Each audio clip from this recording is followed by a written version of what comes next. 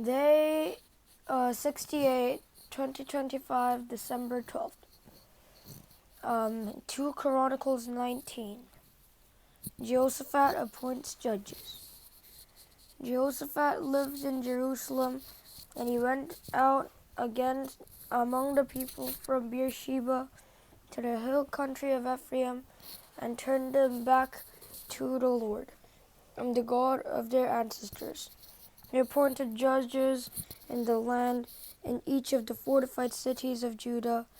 He told them, "Consider carefully what you do, because you are not judging for mere mortals, but for the Lord, who is with you whenever you give a verdict. Now, let the fear of the Lord be on you, and judge carefully, for with the Lord our God there is no injustice, or partiality, or bribery." In Jerusalem also, Jehoshaphat appointed some of the Levites, priests, and heads of Israelite families to administer the law of the Lord and to settle disputes, and they lived in Jerusalem. And he gave them these orders: "You must serve faithfully and wholeheartedly in the fear of the Lord.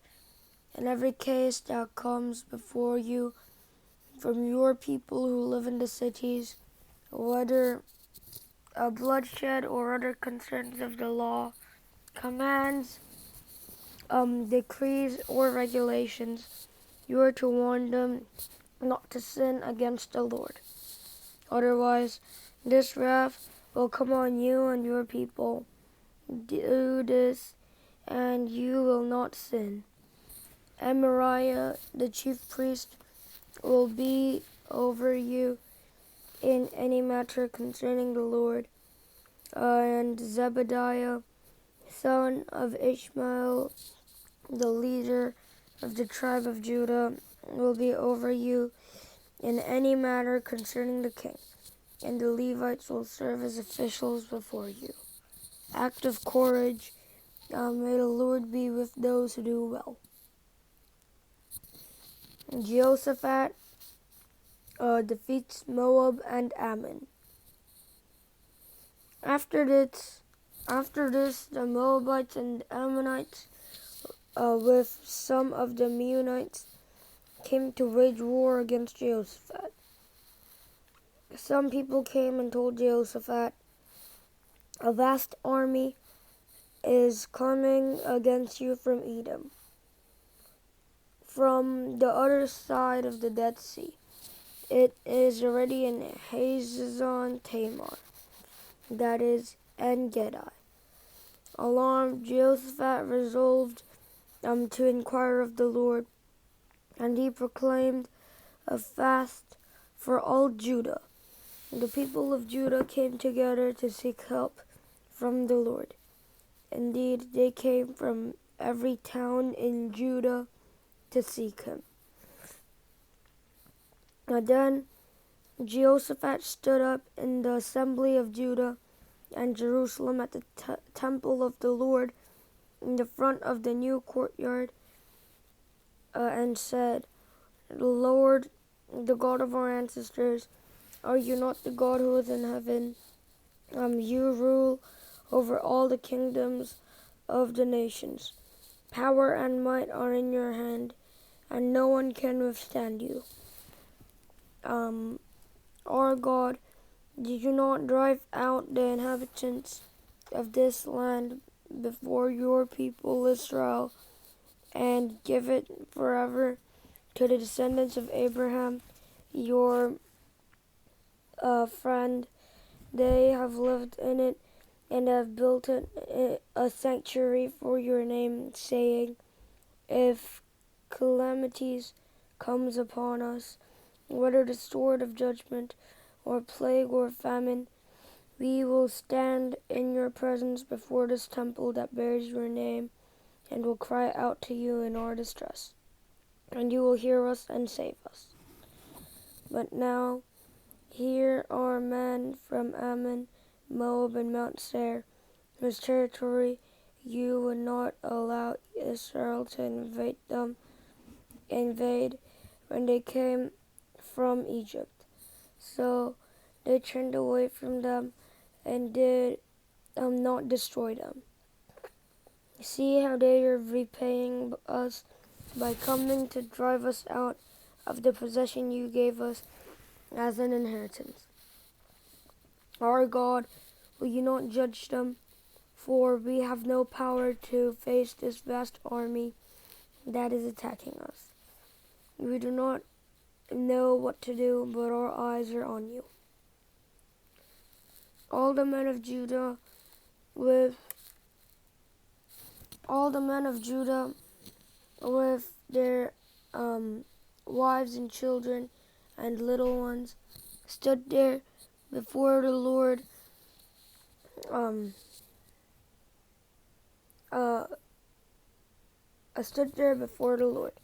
Then the Spirit of the Lord came on Jahaziel, son of Zechariah, son of Benaiah, the son of Jael, the son of Mattaniah, a Levite, and descendant of Asaph, as he stood in the assembly. And he said, Listen, King Jehoshaphat, and all who live in Judah and Jerusalem. This is what the Lord says to you. Do not be afraid or discouraged because of this vast army. For the battle is not yours but God's. Tomorrow march down against them. They will be climbing up by the pass of Ziz, and you will find them at the end of the gorge in the desert of Jeruel. You will not have to fight this battle.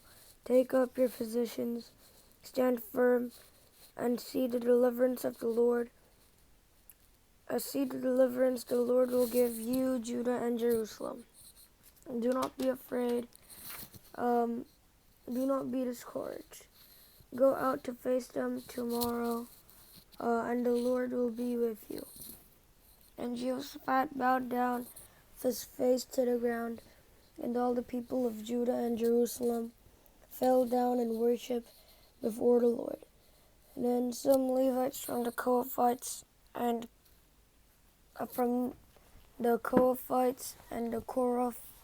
Korahites stood up and praised the Lord, the God of Israel, with a very loud voice. Early in the morning, they left for the desert of Tekoa. As they set out, Jehoshaphat stood and said, Listen to me, Judah and people of Jerusalem. Have faith in the Lord your God, and you will be upheld. Have faith in his prophets, and you will be successful.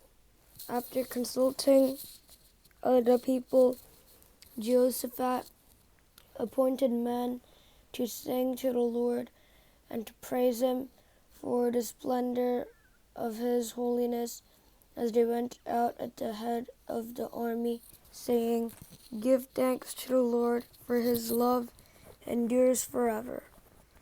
As they began to sing and praise, the Lord set ambushes against the men of Ammon and Moab and Mount Seir who were invading Judah, and they were defeated. And the Ammonites and the Moabites rose up against the men from Mount Seir to destroy and annihilate them. After they finished slaughtering the men from Seir, they helped to destroy one another. When the men of Judah came to a place that overlooked the desert and looked down toward the vast army, they only saw dead bodies lying on the ground. No one had escaped. So Jehoshaphat and his men went to carry off their plunder, and they found among them a great amount of equipment and clothing, and also articles of great value, more than they could take away. There was so much plunder that it took 3 days to collect it. On the fourth day, they assembled in the valley They assembled in the valley of Berachah, where they praised the Lord. This is why it's called the valley of Berachah to this day. Then, led by Jehoshaphat, all the men of Judah and Jerusalem returned joyfully to Jerusalem, for the Lord has given them cause to rejoice over their enemies. For the Lord has given them cause to rejoice over their enemies. And they entered Jerusalem and went to the temple of the Lord with harps and lyres and trumpets. And the fear of the Lord came on all the surrounding kingdoms when they heard how the Lord had fought against the enemies of Israel. And the kingdom of Jehoshaphat was at peace, for his God had given him rest on every side. The end of Jehoshaphat's reign. So Jehoshaphat reigned over Judah. He was 35 years old when he became king of Judah, and he reigned in Jerusalem 25 years. His mother's name was Azubah, daughter of Shilhi. He followed the ways of his father Asa and did not stray from them. He did what was right in the eyes of the Lord. The high places, however, were not removed, and the people still had not set their hearts on the God of their ancestors. The other events of Jehoshaphat's reign, from beginning to end, are written in the annals of Jehu, Jehu son of Hanani, which are recorded in the book of the kings of Israel. Later, Jehoshaphat, king of Judah, made an alliance with Ahaziah, king of Israel, whose ways were wicked. He agreed with him to construct a fleet of trading ships. After these were built at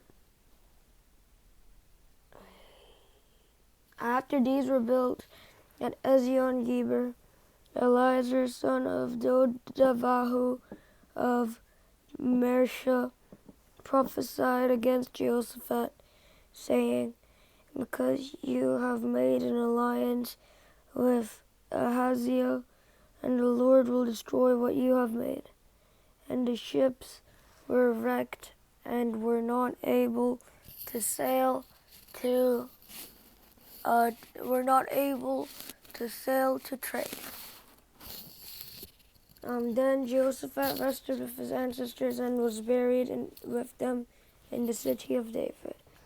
And Jehoram his son succeeded him as king.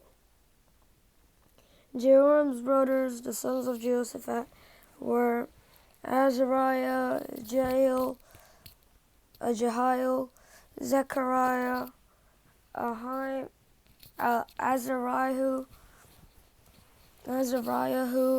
Michael, and Shephatiah. All these were sons of Jehoshaphat, king of Israel. Their father had given them many gifts of silver and gold and articles of value, as well as fortified cities in Judah. But he had given the kingdom to Jehoram because he was his firstborn son. Jehoram, king of Judah. When Jehoram established himself firmly over his father's kingdom, he put all his brothers to the sword, along with some of the officials of Israel. And Jehoram was 32 years old when he became king, and he reigned in Jerusalem 8 years. He followed the ways of the kings of Israel, as the house of Ahab had done, for he married a daughter of Ahab. He did evil in the eyes of the Lord. Nevertheless, because of the covenant the Lord had made with David. The Lord was not willing to destroy the house of David. He had promised to maintain a lamp for him and his descendants forever. In the time of Jehoram, Edom rebelled against Judah and set up its own king. So Jehoram went there with his with his officers and all his chariots. The Edomites surrounded him and his chariot commanders, but he rose up and broke through by night. To this day, Edom has been in rebellion against Judah. Libnah revolted at the same time because Jehoram has forsaken the Lord and the God of his ancestors. He had also built high places on the hills of Judah and had caused the people of Jerusalem to prostitute themselves and had led Judah astray. Jehoram received a letter from Elijah the prophet, which said, "This is what the Lord, the God of your father David says. You have not allowed the ways of your father Jehoshaphat or of Asa, king of Judah, but you have followed the ways of the kings of Israel, and you have led Judah and the people of Jerusalem to prostitute themselves, just as the house of Ahab did. You have also murdered your own brothers, members of your own family, men who are who are better than you. So now the Lord is about to strike your people, your sons, your wives, and everything that is yours with a heavy blow. As you yourself will be very ill with a lingering disease of the bowels until the disease causes your bowels to come out. The Lord aroused against Jehoram the hostility of the Philistines and the Arabs who lived near the Cushites. They attacked Judah, invaded it, and carried off all the goods found in the king's palace, together with his sons and wives. Not a son was left to him, except Ahaziah the youngest. After all this, the Lord afflicted Jehoram with an incurable disease of the bowels. In the course of time, at the end of the second year, his bowels came out because of the disease, and he died in great pain. His people made no funeral fire in his honor, as they had for his predecessors. Jehoram was 32 years old when he became king, and he reigned in Jerusalem 8 years. He passed away to no one's regret, and was buried in the city of David, but not in the tombs of the kings. Ahaziah, king of Judah. The people of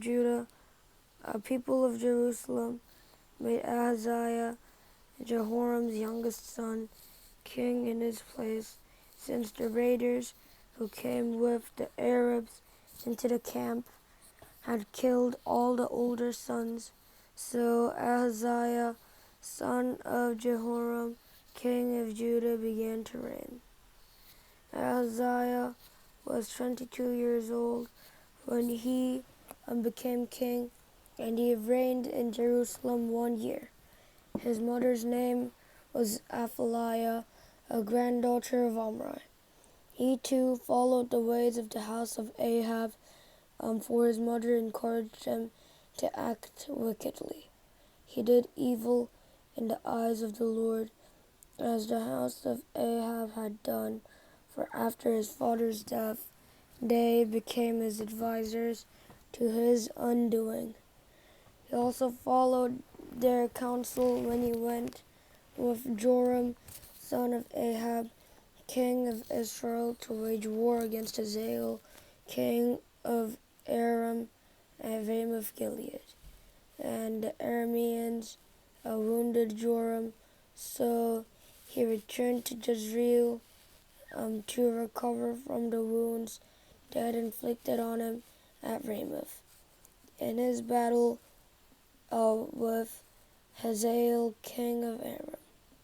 Then Ahaziah, son of Jehoram, king of Judah, went down to Jezreel to see Joram, son of Ahab, because he had been wounded. Although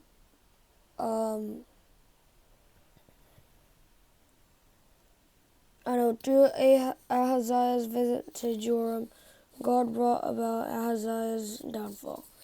When Ahaziah arrived, he went out with Joram to meet Jehu, son of Nimshi, whom the Lord had anointed to destroy the house of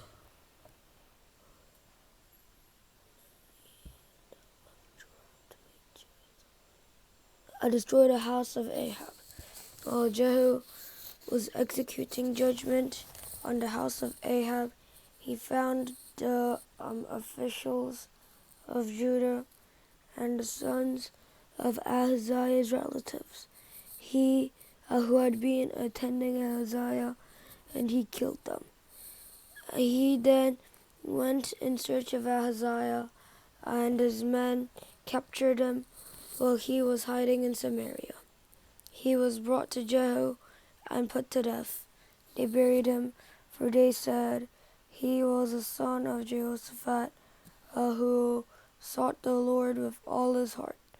So there was no one in the house of Ahaziah powerful enough to retain the kingdom. Athaliah and Joash. When Athaliah, the mother of Ahaziah, saw that her son was dead, she proceeded to destroy the whole royal family of the house of Judah. But Jehosheba, the daughter of King Jehoram, took Joash, son of Ahaziah, and stole him away from among the royal princes who were about to be murdered, and put him and his nurse in a bedroom. Because Jehosheba, the daughter of King Jehoram, and Jehoram, the wife of the priest Jehoiada, was Ahaziah's sister, she hid the child from Athaliah, and she could not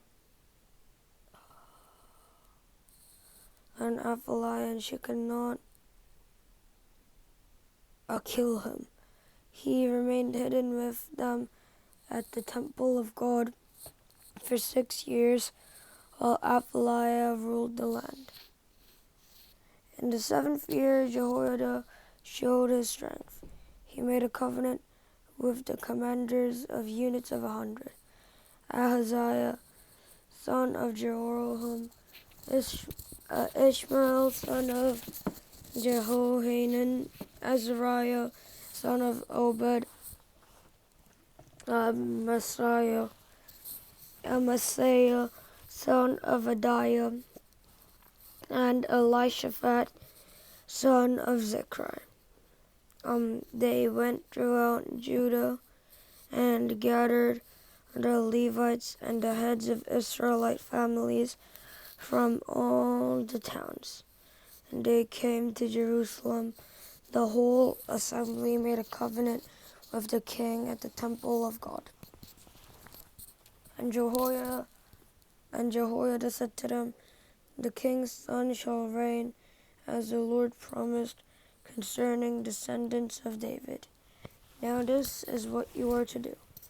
A third of you priests and Levites who are going on duty on the Sabbath are to keep watch at the doors, a third of you at the royal palace, and a third at the foundation gate, and all the others are to be in the country yards of the temple of the Lord.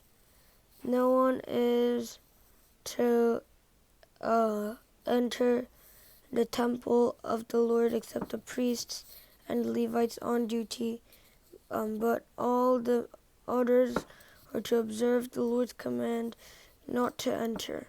If Levites are to station themselves around the king, each with a weapon in hand, anyone who enters the temple is to be put to death. Stay close to the king wherever he goes. And the Levites and all the men of Judah did just as Jehoiada the priest ordered. Each one took his men, and those who were going on duty on the Sabbath, and those who were going off duty. For Jehoiada the priest had not released any of the divisions. Then he gave the commanders of units of 100 the spears and the large and small shields that had belonged to King David, all that were in the temple of God. And he stationed all the men, each with his weapon in his hand, around the king, near the altar and the temple, from the south side to the north side of the temple. Jehoiada and his sons brought out the king's son and put the crown on him. And they presented him with a copy of the covenant and proclaimed him king. And they anointed him and shouted, "Long live the king." When Athaliah heard the noise of the people running and cheering the king, she went to them at the temple of the Lord. She looked, and there was the king standing by his pillar at the entrance.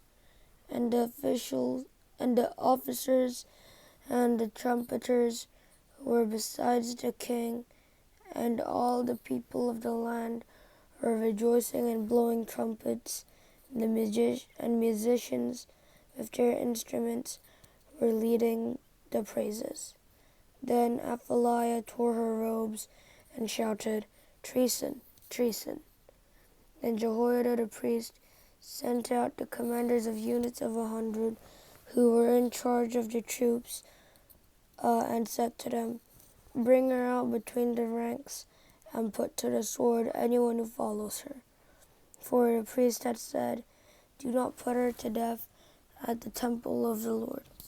So they seized her as she reached the entrance of the horse gate on the palace grounds, and there they put her to death. And Jehoiada made a covenant that he, the people, and the king would be the Lord's people. All the people went to the temple of Baal and tore it down. And they smashed the altars and the idols and killed Mathan, the priest of Baal, in front of the altars. Then Jehoiada placed the oversight of the temple of the Lord in the hands of the Levitical priests, to whom David had made assignments in the temple to present the burnt offerings of the Lord as written in the law of Moses, with rejoicing and singing, as David had ordered.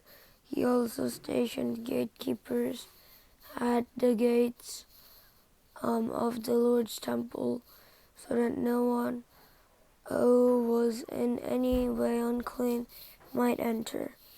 And he took with him the commanders of hundreds, the nobles, the rulers of the people, and all the people of the land.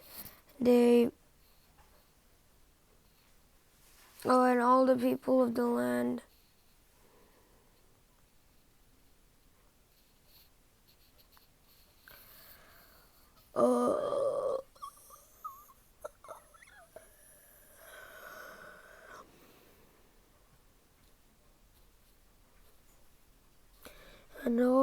of the land And all the people of the land rejoiced, and the city was calm, because Athaliah had been slain with the sword.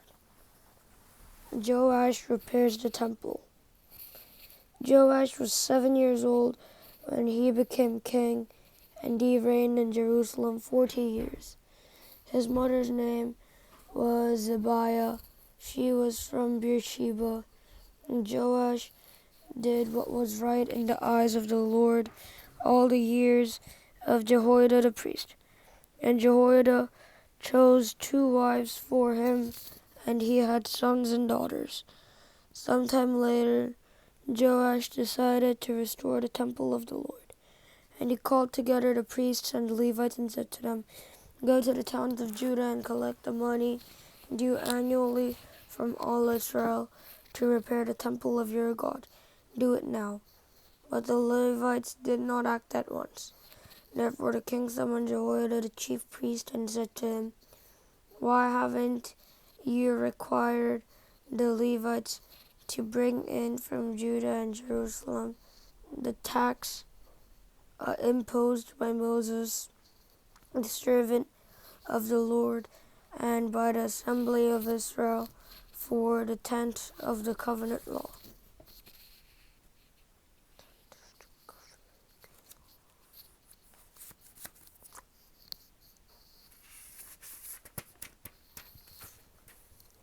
Of the covenant law. Now, the sons of that wicked woman, Athaliah, had broken into the temple of God and had used even its sacred objects for the Baals.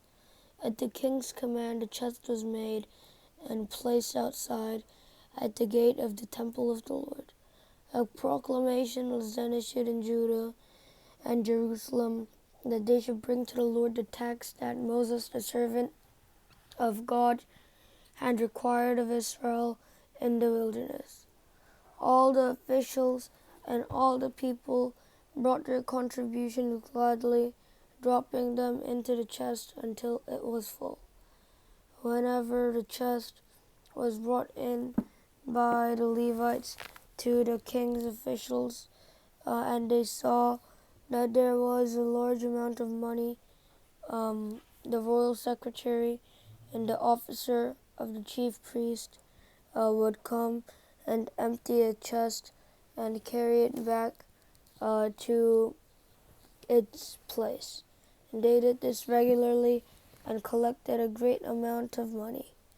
The king Jehoiada gave it to those who carried out the work required for the temple of the Lord. And they hired masons and carpenters to restore the Lord's temple, and also workers in iron and bronze to repair the temple. The men in charge of the work were diligent, and the repairs progressed under them. And they rebuilt the temple of the Lord according to its original design and reinforced it.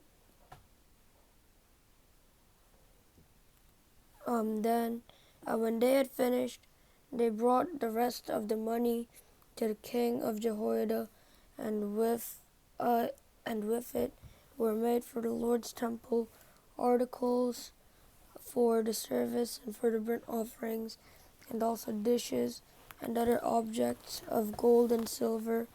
As long as Jehoiada lived, burnt offerings were presented continually in the temple of the Lord. Now, Jehoiada was old and full of years, and he died at the age of 130. He was buried with the kings in the city of David, because of the good he had done in Israel for God and his temple. The wickedness of Joash. After the death of Jehoiada, the officials of Judah came and paid homage to the king, and he listened to them. They abandoned the temple of the Lord, the God of their ancestors, and worshipped Asherah poles and idols because of their guilt. The Lord's anger came on Judah and Jerusalem. Although the Lord sent prophets to the people to bring them back to him, and though they testified against him, they would not listen. Then the Spirit of God came on Zechariah, son of Jehoiada the priest. He stood before the people and said, "This is what God says. Why do you disobey the Lord's command? You will not prosper because you have forsaken the Lord. He has forsaken you." But they plotted against him, and by order of the king, they stoned him to death in the courtyard of the Lord's temple.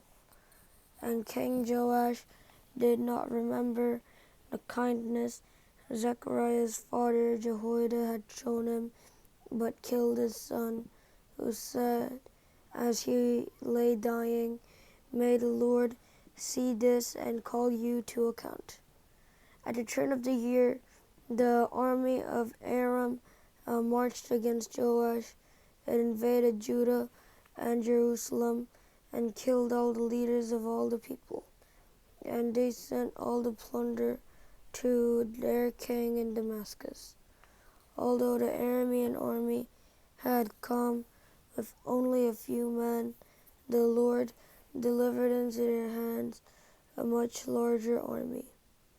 Because Judah had forsaken the Lord, the God of their ancestors, judgment was executed on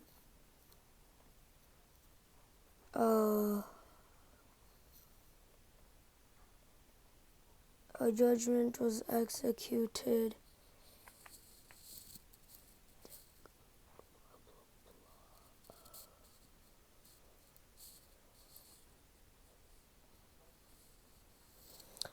judgment was executed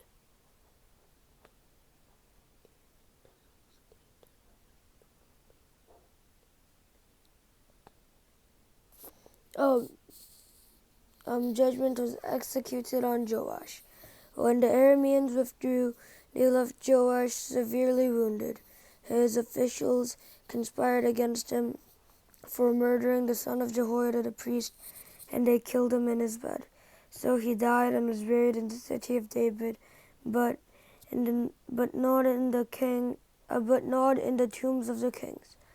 Those who conspired against him was Zabad, a son of Shemaiah, and an Ammonite woman, and Jehozabad, son of Shimrath, a Moabite woman.